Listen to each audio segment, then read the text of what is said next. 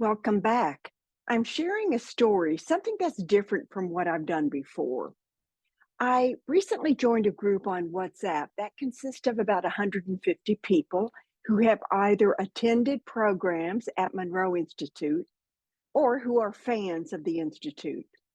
Dan, the group's leader, started a story called The Bath of Bright Velvet.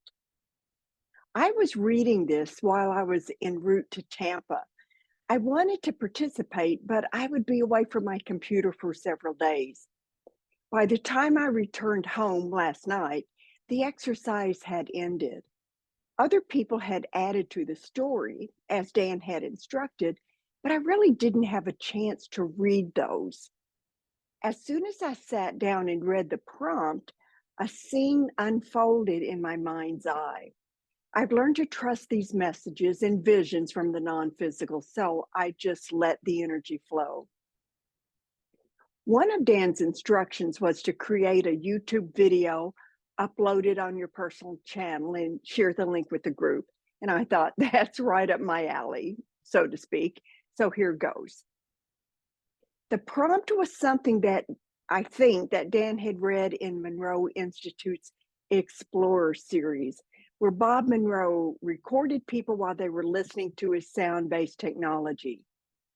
The explorer had said that they, quote, cut the mental body off, and I was in this space for just a second, and I was completely surrounded with this black velvet.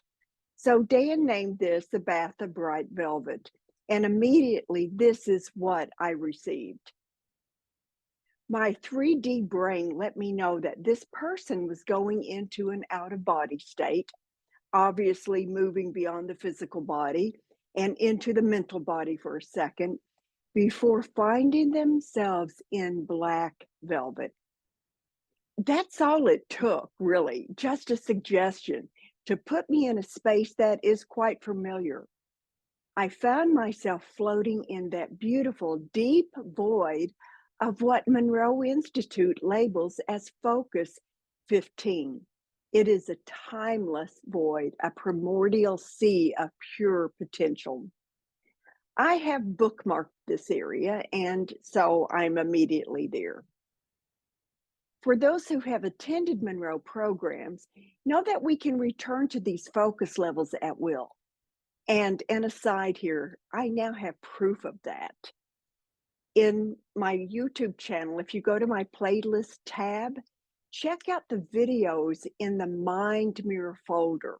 And these consist of Judith Pennington's Mind Mirror, where we see EEG patterns that reveal out of body experiences when using what Judith calls landmarks.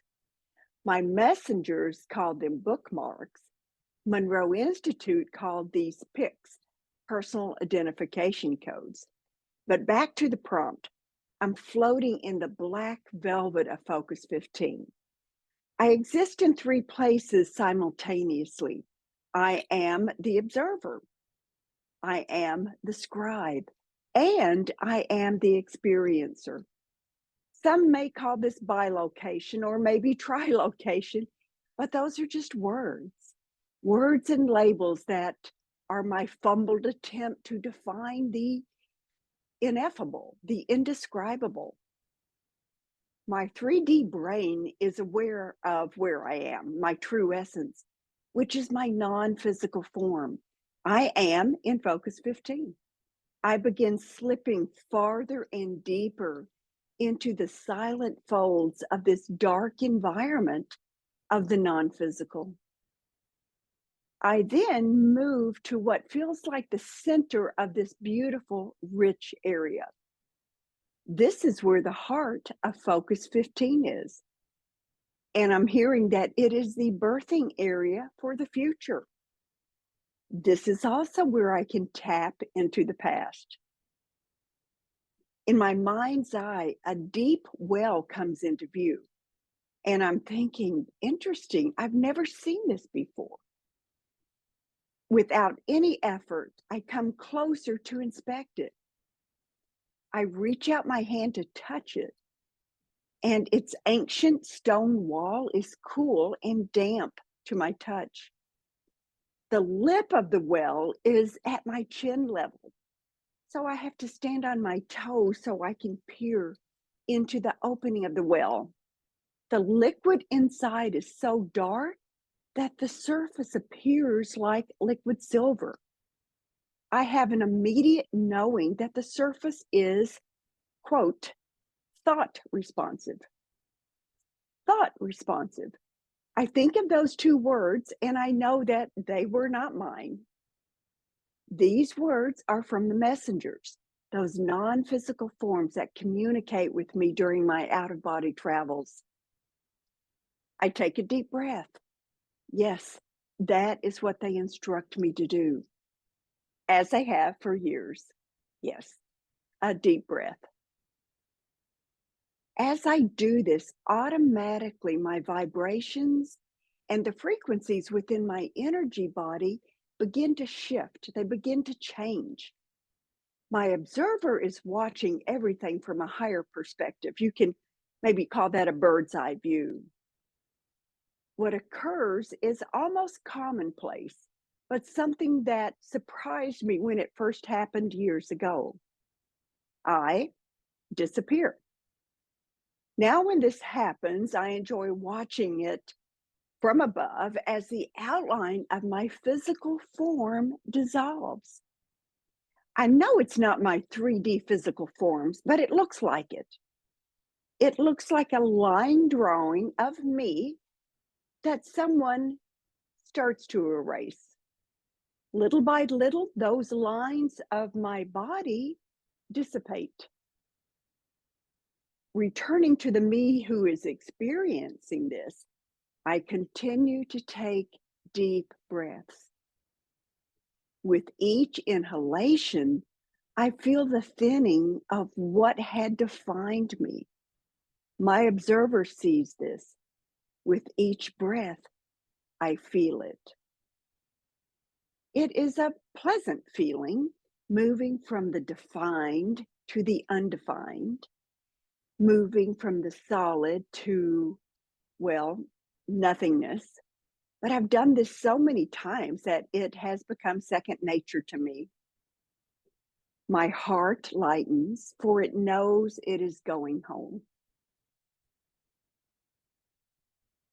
Tears pour down the cheeks of my physical body that is scribing this experience. If only for a few moments, I become all. I am. That's it. I am not this. I am not that. I just am. Pure awareness. My observer interrupts.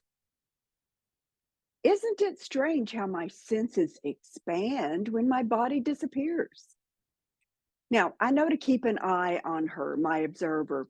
She is that bridge from the 3D to the 5D. And being closely tied to the physical, she taps into that analytical part of my brain, that brain that I had used as a psychologist for all those years. It's okay for my observer to comment, but I know better than to let her dwell on these questions and really search for answers. I've learned from experience that too much thought will return me to the 3D, thus ending these beautiful 5D experiences.